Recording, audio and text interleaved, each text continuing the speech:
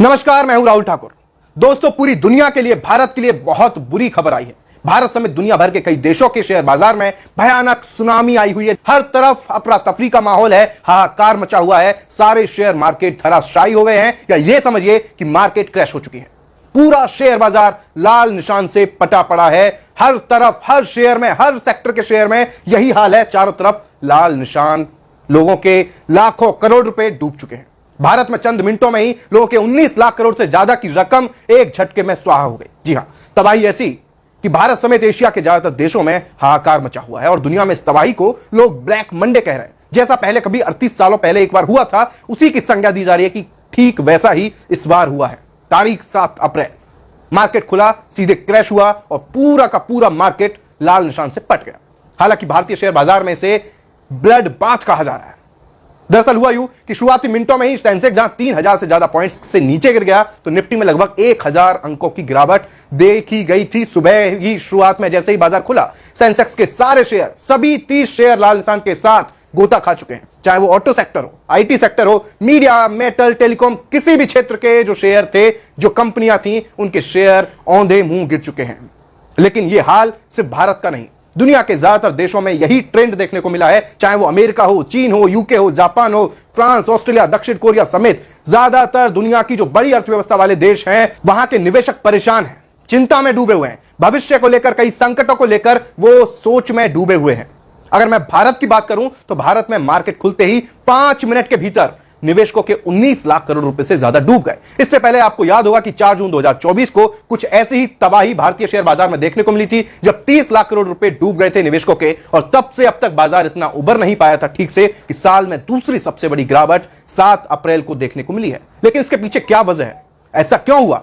कैसे लोगों की गाड़ी कमाई के लाखों करोड़ रुपए चंद मिनटों में स्वाहा हो गए, डूब गए? इसके लिए आखिर जिम्मेदार कौन है? क्या यह सब ग्लोबल ट्रेड वॉर का नतीजा है, इंपैक्ट है? क्या पूरी दुनिया एक बार फिर मंदी के मुहाने पर खड़ी है, या फिर ये मोदी जी के दोस्त परम मित्र ट्रंप की तानाशाही का नतीजा है? शेयर मार्केट में अगर ये इतनी गिरावट हो रही है तो ये कहां जाकर थमेगी? किस किस सेक्टर पर इसका असर पड़ने वाला है? आपकी जिंदगी पर, हमारी जिंदगी पर किस तरह से इसके इंपैक्ट नजर आएंगे? क्योंकि जैसे ही शेयर मार्केट के औंधे मुंह गिरने की खबर आई, उधर दूसरी तरफ भारत में खबर आ गई कि जो पेट्रोल डीजल है उसकी एक्साइज ड्यूटी बढ़ा दी गई है, महंगा होगा। यानी कि सीधे सीधे जो शेयर बाजार में निवेश भी नहीं करते हैं, उनकी भी जिंदगी पर इसका असर पड़ने वाला है। कई जो एक्सपर्ट्स हैं वो तरह तरह की भविष्यवाणी कर रहे हैं, तरह तरह की चेतावनियां दे रहे हैं। कौन क्या कुछ कह रहा है, ये सब कुछ, जितने भी सवाल होंगे आपके जहन में, उस पर वीडियो में आगे से विस्तार से बात करेंगे। लेकिन सबसे पहले आज की गिरावट के बारे में जान लीजिए कि आखिर अचानक से कैसे ये तूफान आया, कैसे सुनामी आई कि चंद मिनटों में ही 19 लाख करोड़ का झटका भारत के निवेशकों को लगा है। दरअसल हुआ यूं कि ट्रंप ने 2 अप्रैल को भारत समेत दुनिया के 180 देशों पर रेसिप्रोकल टैरिफ की घोषणा की थी। बीते हफ्ते बुधवार को इस ऐलान के बाद भारत के शेयर बाजार में बड़ा असर तो नहीं दिखा था तब, लेकिन आज हफ्ते के पहले दिन यानी सोमवार को जैसे ही बाजार खुला तो वो औंधे मुंह गिरा हुआ था। सुबह 9:16 पर बीएसई सेंसेक्स 3072 अंक यानी लगभग 4.09% गिरकर 72,296 पॉइंट्स पर आ चुका था। तो वहीं निफ्टी 50 भी 1146 अंक गिरकर यानी लगभग 5% की गिरावट उसमें थी, 21,758 अंकों पर आकर थम गया था। यह सुबह सुबह की बात है। और इस गिरावट से बीएसई में लिस्टेड जितनी भी कंपनियां थी उनका मार्केट कैप 19.4 लाख करोड़ रुपए से घटकर 383.95 लाख करोड़ रुपए तक आ गया। निफ्टी मेटल में 8%, निफ्टी आईटी में 7% से ज्यादा गिरावट देखने को मिली। तो वहीं निफ्टी ऑटो, निफ्टी रियलिटी और ऑयल एंड गैस में भी 5% से ज्यादा गिरावट की दर्ज की गई है। और वहीं जो स्मॉल कैप इंडेक्स हैं उनमें 10%, मिड कैप इंडेक्स में 7.3% तक गिरावट देखने को मिली है। और शेयर मार्केट में इस भूचाल के बाद अब विपक्ष भी एक्टिव हो चुका है। विपक्ष लगातार सरकार पर हमलावर है, सरकार से सवाल पूछ रहा है और कई तरह की जो बातें हैं वो भी सामने आ रही हैं विपक्ष की तरफ से। अब लोग ये भी कह रहे हैं कि मोदी और शाह ने लोकसभा चुनाव के वक्त जो शेयर बाजार को लेकर जो भविष्यवाणी की थी कि तेजी आएगी, सारे रिकॉर्ड टूट जाएंगे, ऐसा तो कुछ नहीं हुआ। लेकिन तब से अब तक बाजार में बढ़त, यानी बाजार में रिकॉर्ड टूटा है तो नीचे की तरफ टूटा है, लोगों को अपने पैसे गंवाने पड़े हैं।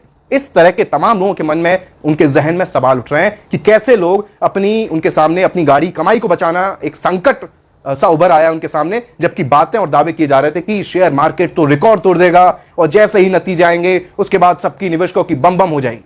हालांकि लगातार शेयर मार्केट को लेकर, अलग मुद्दों को लेकर जो चेताते आए हैं नेता विपक्ष, उन्होंने आज फिर जो ये शेयर मार्केट में बड़ी गिरावट दर्ज की गई है, इसको लेकर राहुल गांधी ने बिहार में पलायन यात्रा के बाद एक बड़ी बात कही। नेता विपक्ष राहुल गांधी ने कहा कि अमेरिकी राष्ट्रपति डोनाल्ड ट्रंप ने स्टॉक मार्केट की, यानी कि शेयर बाजार की धज्जियां उड़ा दी हैं। जरा सुनिए। अमेरिका के राष्ट्रपति ने स्टॉक मार्केट की धज्जियां उड़ा दी हैं, देखा होगा। राहुल गांधी के अलावा समाजवादी पार्टी के मुखिया अखिलेश यादव ने भी बीजेपी को आड़े हाथ लेते हुए एक्स पर लिखा है कि आज शेयर बाजार में एक दिन में ही लगभग 19 लाख करोड़ रुपए की गिरावट भारतीय अर्थव्यवस्था के लिए महामंदी का एक इशारा है। बीजेपी सरकार ने महंगाई और भ्रष्टाचार ही नहीं, अब तो शेयर मार्केट के महापतन से भी देशवासियों की जेबें खाली कर दी है। जनता भूले नहीं कि ये वही लोग हैं जिन्होंने संवैधानिक पदों पर रहते हुए शेयर में पैसा लगाने के लिए असंवैधानिक तरीके से आम जनता को बहलाया और फुसलाया था। अखिलेश ने यह भी कहा है कि शेयर की हर खरीद फरोख्त से पैसा कमाने वाले हृदयहीन बिचौलियों के दिल में निवेशकों के लिए रत्ती भर भी हमदर्दी नहीं है। हमने पहले भी आगाह किया था, आज फिर कह रहे हैं कि आम निवेशक, खासतौर से मध्यम वर्गीय और युवा वर्ग, दिखावटी लालच का शिकार कतई ना हो। वो धैर्य रखें और अपनी मेहनत की कमाई का ध्यान भी रखें। दरअसल जैसा मैंने कहा कि प्रधानमंत्री मोदी ने लोकसभा चुनाव के वक्त इस तरह की बातें कही थी कि शेयर मार्केट के, शेयर बाजार के सारे रिकॉर्ड टूट जाएंगे इस बार जब उनकी सरकार बनेगी। ऐसी ही कुछ बयान, ऐसी ही कुछ दलीलें गृह मंत्री अमित शाह की तरफ से भी दी गई थी और अब विपक्ष ने इसी को हथियार बनाते हुए सरकार की घेराबंदी शुरू कर दिया। अब कांग्रेस इस बर्बादी पर मोदी सरकार से सवाल पूछ रही है। कांग्रेस सांसद इमरान प्रतापगढ़ी ने एक्स पर लिखा है कि इधर सरकार रात के 3 बजे तक पूरे देश को जगाकर संसद चलाकर वक्फ बिल ला रही थी, उधर अमेरिका रात के 1:30 बजे हम पर 26% टैरिफ लगा रहा था। टैरिफ 9 अप्रैल से लागू होगा, लेकिन भारतीय शेयर बाजार में मुसीबत और जो गिरावट है वो आज से ही शुरू हो गई है। सरकार अगर हिंदू मुसलमान करने के बजाय जरूरी मुद्दे जो है देश के उस पर ध्यान देती तो शायद निवेशकों के पैसे इस तरह बर्बाद ना होते। हालांकि कांग्रेस की प्रवक्ता सुप्रिया सुनीत ने भी ट्रंप के टैरिफ अटैक पर मोदी सरकार की खामोशी को जिम्मेदार ठहराते हुए कई तरह के सवाल पूछे हैं। धड़ करके स्टॉक मार्केट गिरे ही जा रहा है। कोविड जब 2020 में आया था उसके बाद आज मार्केट सबसे निचले स्तर पर खुला है। देखते ही देखते 5 मिनट में 19 लाख करोड़ स्वाहा हो गए। छोटे निवेशक बेचारे खड़े अपनी ये बर्बादी देख रहे हैं, लेकिन लोगों को लपक लपक के स्टॉक खरीदने की टिप्स देने वाले मोदी और शाह आज खामोश क्यों हैं? यह सिला दिया आपकी सो कॉल्ड दोस्ती का ट्रंप ने टैरिफ ठोक कर। असलियत यह है कि जो विध्वंस अभी मार्केट्स में मच रहा है वो बर्बादी अभी हमारी इकोनॉमी में, हमारे रोजगार में होनी बाकी है, हमारी कंपनियों में तबाही मचनी बाकी है। लेकिन मोदी जी हमेशा की तरह मूक दर्शक बने रहेंगे। ये अलग बात है कि उस टैरिफ के खिलाफ बाकी देशों ने, चाहे वो ईयू हो, चाहे वो चीन हो, चाहे वो जापान हो, चाहे वो कनाडा हो, ब्रिटेन हो, स्पेन हो, ब्राजील हो, सब लोगों ने, ऑस्ट्रेलिया हो, सब लोगों ने इसका प्रतिकार किया, विरोध किया, लेकिन एक चू सुनाई नहीं दी है नरेंद्र मोदी या पीयूष गोयल के मुंह से। ये इनका इकोनॉमी को चलाने का तरीका है। खैर, अभी तो मार्केट की बर्बादी हो रही है, धड़ धड़ करके मार्केट गिर रहा है, रुकने का, थमने का नाम नहीं ले रहा है। जो स्टॉक खरीदने की टिप्स दे रहे थे वो भी आए, जरा थोड़ा ज्ञान दें आज।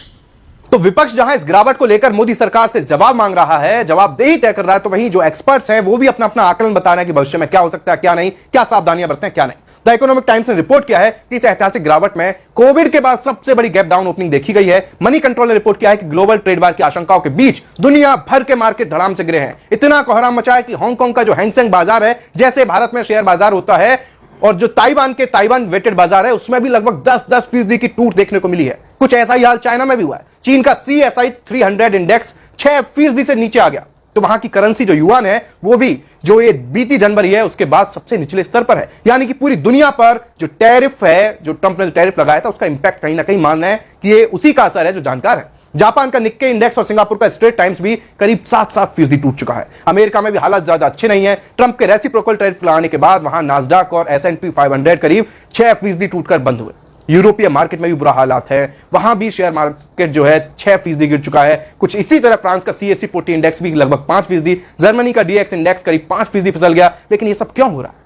अचानक दुनिया की मार्केट में इतनी उथल पुथल क्यों मची है? ऐसे तमाम सवालों के जवाब भी जानना जरूरी है। ज्यादातर एक्सपर्ट्स इसके लिए ट्रंप की जो नीति है, खासतौर से जो उनकी टैरिफ पॉलिसी है, उसे जिम्मेदार ठहरा रहे हैं। ट्रंप ने अमेरिकी व्यापार को कम करने के मकसद से और मैन्युफैक्चरिंग को बढ़ावा देने की बातें कहकर रेसिप्रोकल टैरिफ लगाने का सिलसिला शुरू किया था। 2 अप्रैल को ट्रंप ने दुनिया के 180 देश, जिसमें भारत, चीन, ताइवान समेत तमाम देश शामिल थे, उन पर टैरिफ लगाए थे ज्यादातर। लेकिन उसका जो असर है वो एशिया देशों पर देखने को मिला। ट्रंप ने 10% से लेकर 90, 93, किसी देश पर 95% तक टैरिफ लगाकर दुनिया में एक तरीके से सनसनी मचा दी थी। तमाम देशों के सामने अर्थव्यवस्था को लेकर तमाम सवाल खड़े हो गए थे। इंपोर्ट एक्सपोर्ट की पॉलिसीज को लेकर तमाम देशों के सामने एक चुनौती आ गई थी। खासतौर से चीन पर अमेरिका की तरफ से 54% और भारत पर 26% रेसिप्रोकल टैरिफ लगाया गया था, जिसके जवाब में चीन ने 34% टैरिफ अमेरिका पर लगा दिया, जिसके बाद से ही पूरे ग्लोबल मार्केट में त्राहिमाम मचा हुआ है।